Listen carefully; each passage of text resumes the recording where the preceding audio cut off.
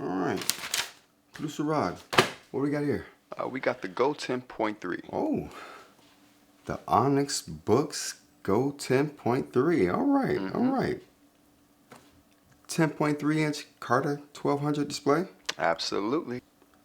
No front light, no color layer, and pure eInky goodness. Pure eInky goodness. Wow. Book software with the remarkable design. This is the same product. Yep, same product. What's going on, bro? I don't know. I just felt like it, when I looked at it, it would have like music would play, lights would just shine, and I don't know, just something. Okay, give me a second. Incredible. Okay. There we go. I got you. You got it. You got it. How's it going, everyone? Roger here, Rants About Tech. If you're new here, welcome. Go ahead and hit the subscribe button for me, and everybody who's already subscribed, go ahead and show your support by hitting that like button. All right, let's get started. So first up and foremost, I was sent this device by Onyx to take a look at and review, give my thoughts on. I know I'm a little late to the party, but better late than never. So we're gonna go ahead and do an unboxing of this product. It's been seen everywhere, but I'm just super excited to have one myself. I mean, like I've said in previous videos, it's like the dream combination. It's what you would look for. Like if someone were to say, what's the perfect combination of things for you to make the perfect eInk note-taking device? I would have said, before this product was even announced, I would have said, give me the book software with the remarkable design. I'll be happy. I don't know if it was just spoken into the ether, but man, here we are. And it wasn't too long ago that I said that, so yeah, it just seems like the perfect product for what I'm looking for. No front light, no color, none of those layers that are gonna distract from the pure writing experience that I'm looking for. And from all the accounts, the screen is wider than even what the Remarkable offers. So I don't know, I'm just super excited to see it. I'm super excited to write on it. So I'm gonna compare it up against my favorite writing textures that I have here. And I'm gonna compare it up against like the Remarkable for screen brightness. I'm just happy. So we're just gonna go ahead and jump into it right now. I have a new box opening tool here. It's not a knife. It's something I dug up looking through boxes after moving. I'm like, wow, I forgot I even had this thing. So what this is, it's a knife, but it's really just a box cutter. So a safety knife, if you will. So the person who's using it can't cut themselves. And we all know I need supervision with knives. So this is probably the best route for me. So I'm gonna go ahead and use this to open this box up. Just like before, they have this little thing here, and the tape prohibits you from going all the way across, but there we go. Easy peasy. Let's see what we got here. I hate how, okay, let's just clean this off. I can't open this box with a 10.3 with nasty cardboard shavings all over the place. Be right back. All right, so the nasty cardboard shavings are gone, and we're left with this box here. Oh, wow, let's just pull all of this out here.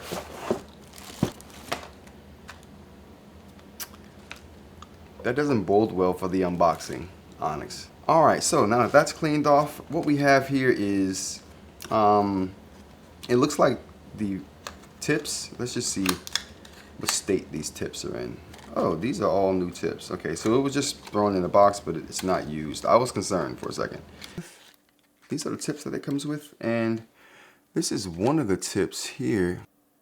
This is like a rounded head tip here. It doesn't look like the normal books tips to me. If you look at the actual packaging itself, again, it does look different than any other books packaging that I've come across. It's white. It also has a textured like print to it, to where it looks like leather even on the box. It's very crazy, and it would be super interesting to see if that matches what that leather backing is on the back of it that I've seen on reviews. So I'm looking forward to that as well. All right, so let's go ahead and, oh, there we go. So it seems like, wow, it feels, the box doesn't even feel like paper. They did a really good job on this. Yeah, so it doesn't feel like paper at all. It feels leatherishy, for a lack of a better word.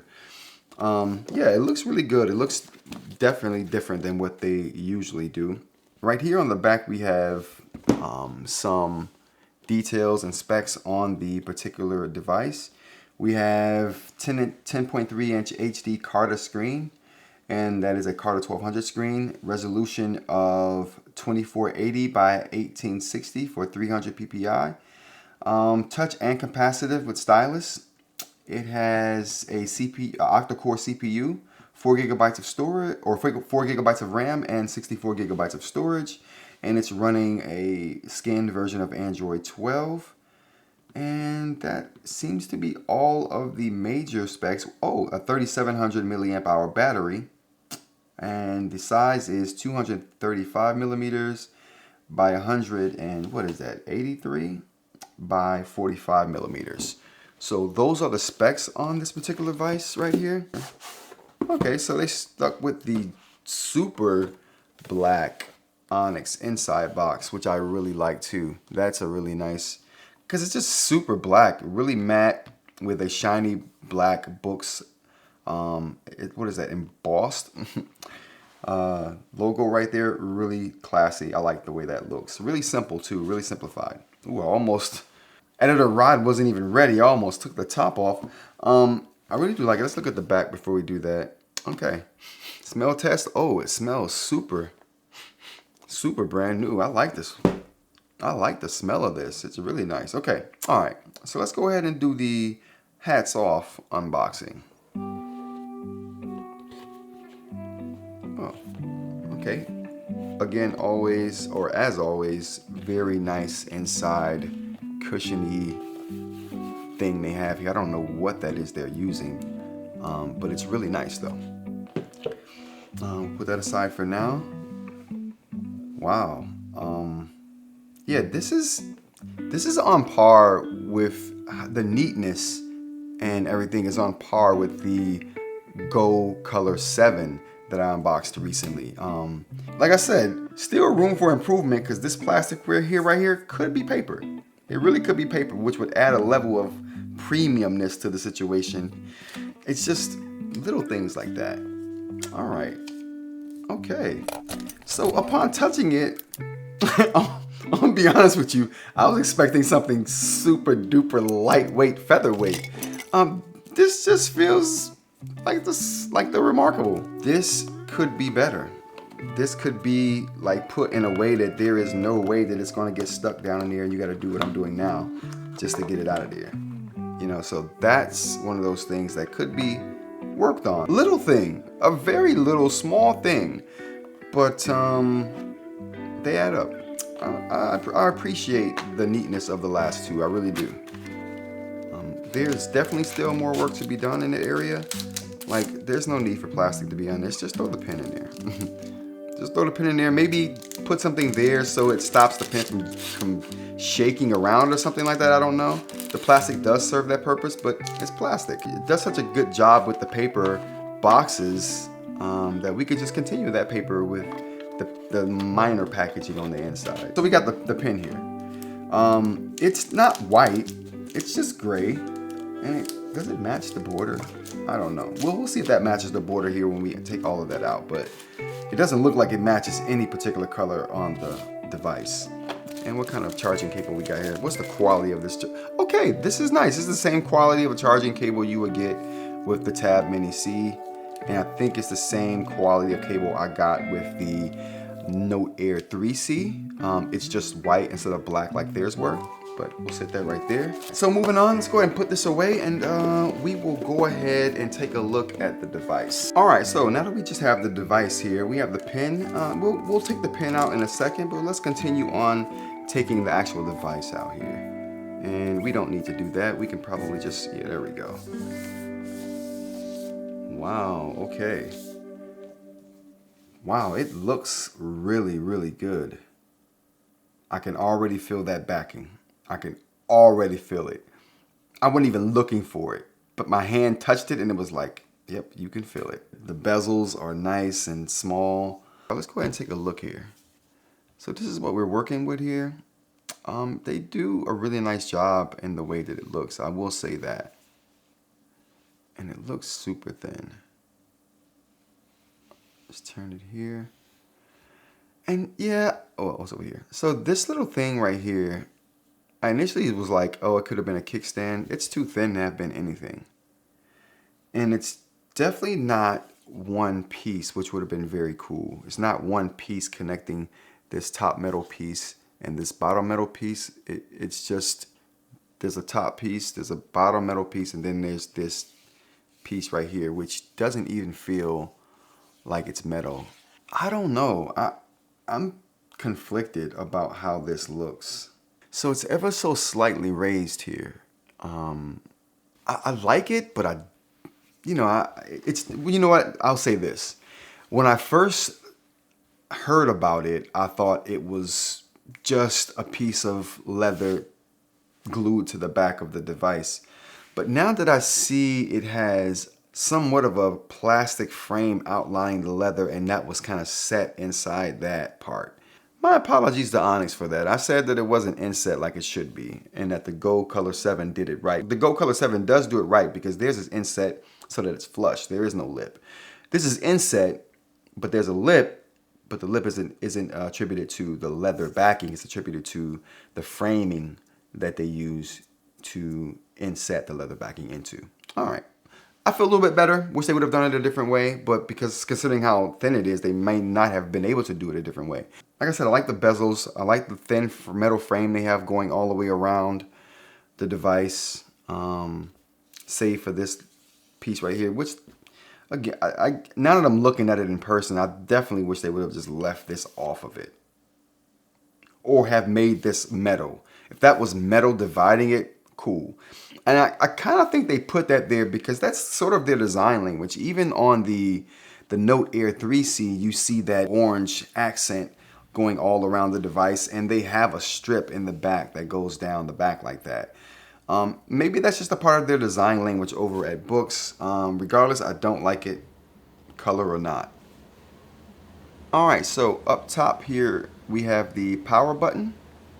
And nothing else on the top. And let's go around the side here. Nothing on the sides either, but on the bottom we have speaker grills here on either side. And we also have the USB-C charging port at the bottom, or data transfer port at the bottom. And it looks like we have two different microphones on either side of that.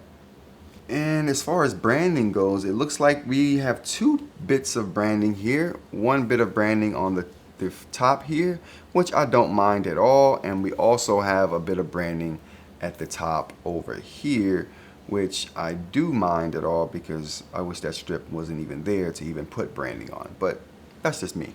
All right, and it looks like those are all of the external ports that we have on this particular device. Overall, I like the design. I wish that the power charging port was on the top, but whatever. Other than that, everything else is where I think it should be. All right, so now let's go ahead and take a look at the pen here. Let's open this up and see what we got. Okay, so maybe those nibs we got in the packaging were the standard nibs that come on it, because I'm looking at this nib and it does look like the nibs that I usually get. I'm gonna go get one and compare it though, real quick. Be right back. I mean, I know that the pens are exactly the same. Yeah, they're the same. So this is a little marker that shows you where the magnet is on the pen. The white pen is missing that little marker.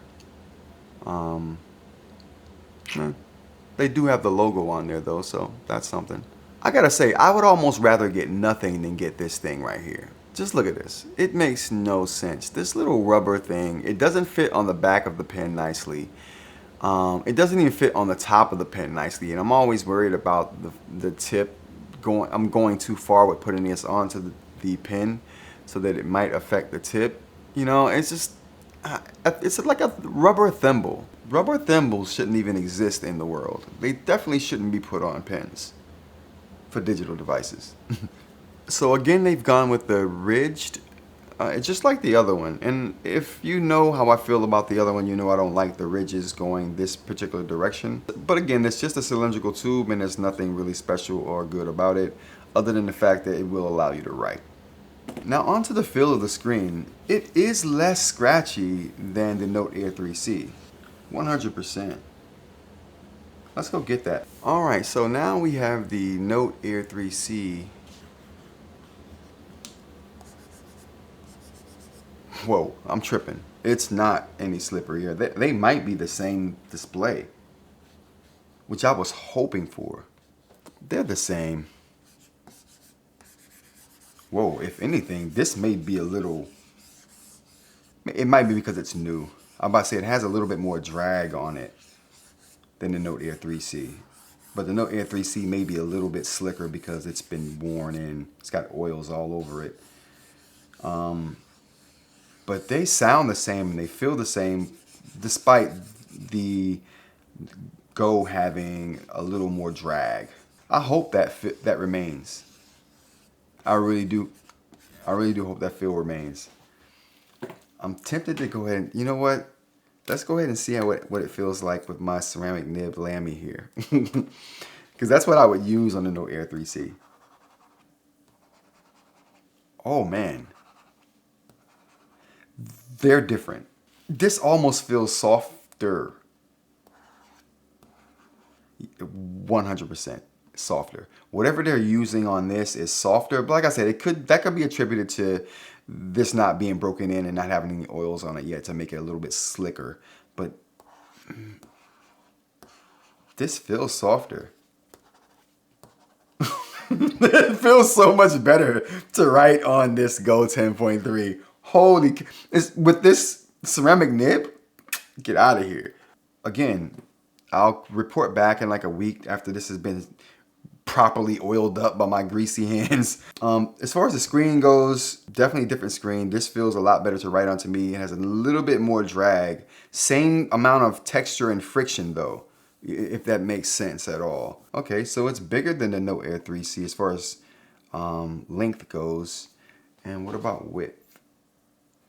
Okay, so they probably have the same area, considering what one's taller, the other one's wider. So they both have about the same area, if that makes sense there. And I'm not gonna hold you, I do like the protruding nature of this button right here. I do like that this is a fingerprint reader as well, but the fact that it's a bit concave is like, you know, this just looks premium. You can see it, it matches the frame color. It closely matches what the Remarkable does. Speaking of which, let's go ahead and look at the Remarkable side by side. All right, so we got the Remarkable 2 here, and as far as screen brightness goes, off the rip, they look the same color.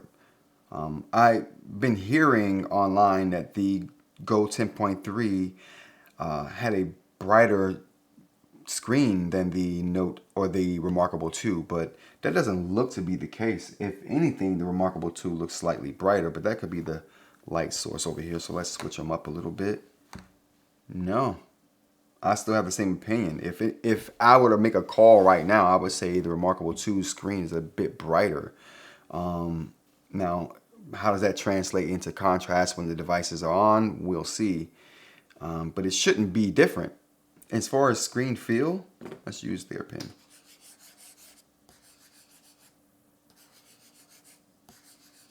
That drag that I said I feel on the Go 10.3, I feel that on the Remarkable 2. They feel eerily similar. The Remarkable 2 does win with more friction though. I like it a lot though. A lot. I don't like the ceramic nib on the Remarkable 2 because their friction is just too much. It just feels weird, it sounds weird. But on here, holy, this just feels so good. And with that drag that's introduced in this particular film, it's just what the doctor ordered for me. So I like it. I like the writing feel. It's different from the Remarkable 2. The screen is not as bright to me as the Remarkable 2. The Go 10.3 is smaller in length and width over the Remarkable 2.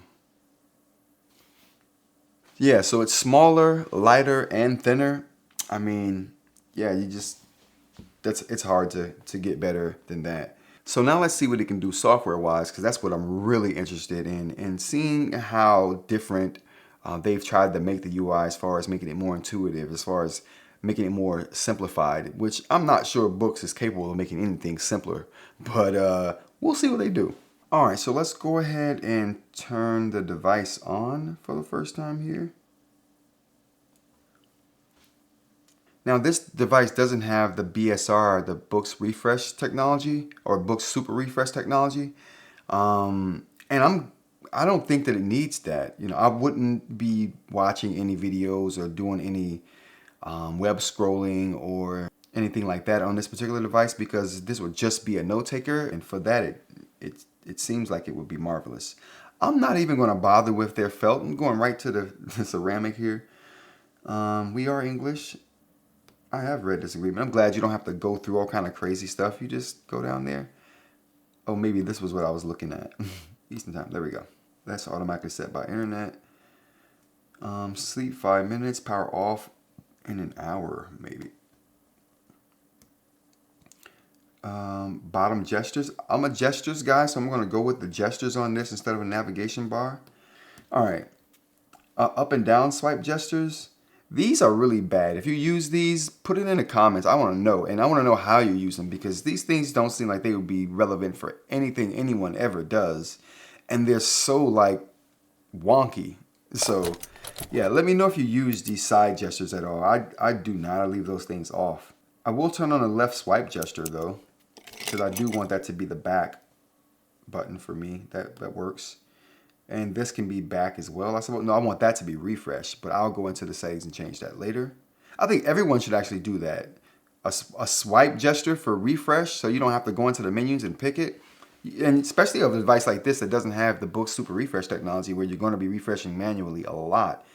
Unless you like have learned the settings to a degree to where you can get that working like clockwork like you want it to, and refreshing at times that you need it to. Because it is possible to do that in the settings, and I am putting a guide together for that. It's just extensive. Holy, so much it can do. But we're going to dive into that. But for now, a manual refresh is a must on Boox products, in my opinion. All right, what do we got next? All right, so setup is complete. That was probably the quickest, easiest setup I've ever done on a Boox product. Basically, the Note OS. I was hoping for something. You know what? When I saw the Go Color 7 and its operating system, how they had the bottom row of dock apps, I thought, perfect. This is the way it should be. Now I have this row over here. I don't know. I just don't like that. The placement is silly, and which also tells me that their settings are going to be looking like apps, and that's what I'm trying to avoid here. I don't like this, and I don't like my settings looking like apps. And I don't like my settings being apps themselves. It's just weird. But we first off have library here. We got the store. We got notes, storage, and apps. Let's see what apps we have on here. AI assistant, which my first time seeing that was on the Go Color 7, and I still haven't gotten into using it yet. But I am going to use it for this device because there's lots I want to do with writing in AI. And it's less relevant for me when you're doing when you're using an eReader. So, but we got the calculator, books drop. What the calculator look like? Oh, that's nice. Okay, I'm not sure if that was how it was before or not, but calendar memo. So, man, I do like this though. The calendar app has a huge memo section, and if you saw my Tab Mini C review, you know how highly I think of this calendar app and its memo section in particular, and what it can do when you add widgets. Now, this is less useful to me because there's no widgets in this particular device, but it's still good to see that they're thinking about this memo section in a bigger way. You're going in the right directions with that, Onyx. I think once they flesh out the tools for the memos, we're going to see something really special with this particular calendar app here. All right, so the calendar app is essentially the same with a bigger memo section. I love that. Screensaver. Transparency mode is a must. Let's do that right off the bat. There we go. Transparent. Apply. Play no games. Like every eInk device should have a transparency mode. It's just, that should just go without saying.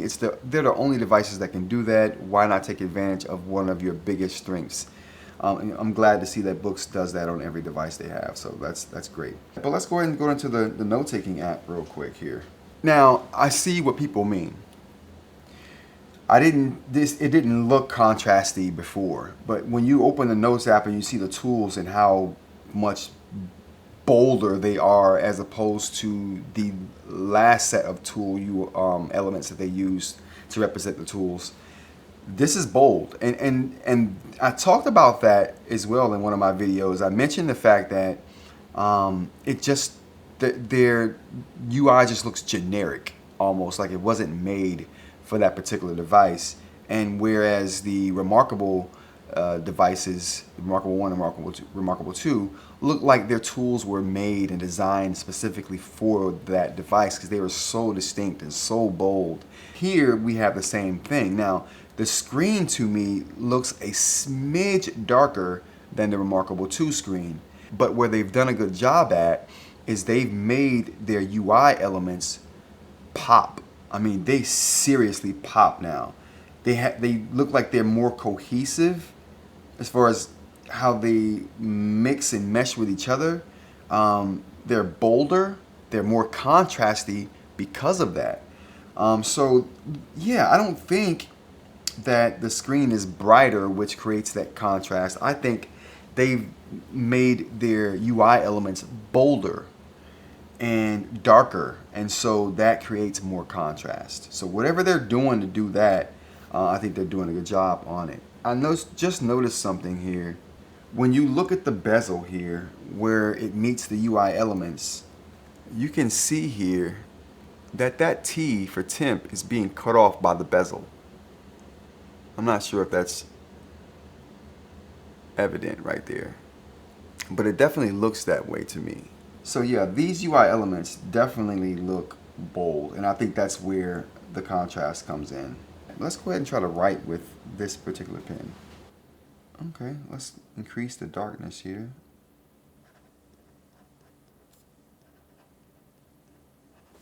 They do a really good job of cleaning it up. So when you write something, it looks like how it would on the Supernote, actually. And I was just about to say, wow, it looks just like it does on the Supernote. But after a second or so, it refreshes and the anti-aliasing comes into play and it smooths everything out.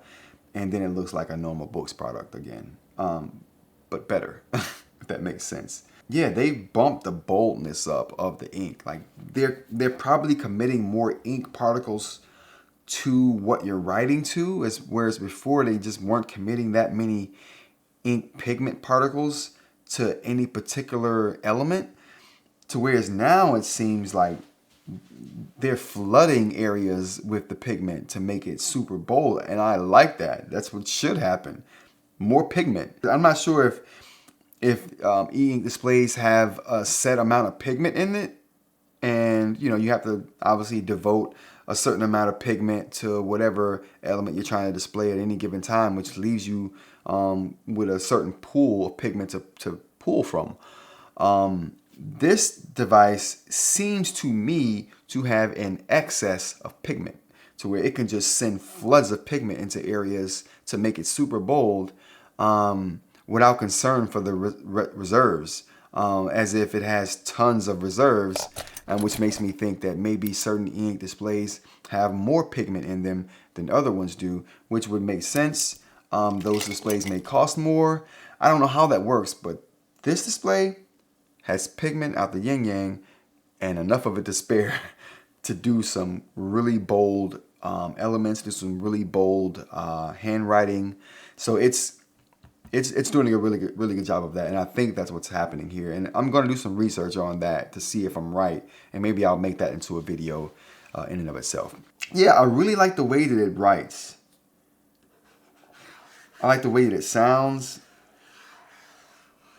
It has that slight drag, but that drag is kind of wearing now, so that may have been oil, something that will go away over time when you get it oily. So I'm going to jump into all the other apps and do a full review on this and give you guys my take on how it feels, what the tools are like, how the UI shakes out. Is it simpler? I don't know. We'll figure that out as well. And I'll get back to you on the build quality on the device as well to let you know how this leathery back plays out. It doesn't seem favorable to how I use devices, but we'll see. Let's go ahead and get the cover on here to see how that looks now. All right, so let's go ahead and get this out of the packaging here. Now, I've seen a couple things about this case as well. I've never bought a Boox case before. I've only bought one case with the devices that I have, and that was for the Supernote. And it had the pen holder on it, so it seemed almost necessary to buy it. But that was the issue with that there. This does not feel good. It feels like the back of the device, but the back of the device is thinner, but this is thick. It doesn't translate very well. I do like that they did not make this a thing you had to have on there all the time. I do like that this can come off because I just think you need a case. You don't need a pen holder, and this ain't holding this anyway. So if you got a Lammy, none of this stuff would have meant anything. They should have gone with something a little softer. The inside material is what they should have used on the outside.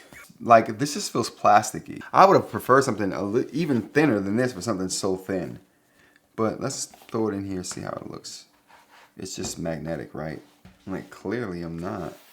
That's how you do it? Oh, okay. So maybe...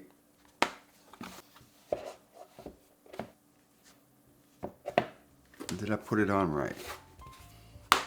I don't know how to use this case. This is weird. Anyway, I didn't like how it felt anyway. I'll probably try to find something else. I mean, it looks good in here. The color is weird though. I'm not a fan of how Boox picks their colors anyway, but this is definitely not a good choice here. Overall, I'm liking the feel. I'm liking the design. I like what they tried to do here. I'm gonna have to get into the software to see how it's different, but as far as the look and the feel, it looks premium. It feels premium. I thought they made a mistake with the leather in the back. That's not as bad as I thought it was, so I can forgive that slightly because they did make it look intentional. Whereas before I thought they just slapped a piece of faux leather on the back of the device, but it's a lot more intentional than that. Even though I think the implementation could have been done better. More like how the Boox Go Color 7 does it. All right, you guys, that's gonna be it for me for now. If you want to see more of this device, go ahead and get subscribed. I'm gonna make all kind of videos about this. I'm gonna make videos about the tools. I'm gonna be doing all kinds of comparisons, obviously. So go ahead and get subscribed so you don't miss those. And go ahead and show your support by liking the video. All right, everyone, that's gonna be it for me. But until next time, take care.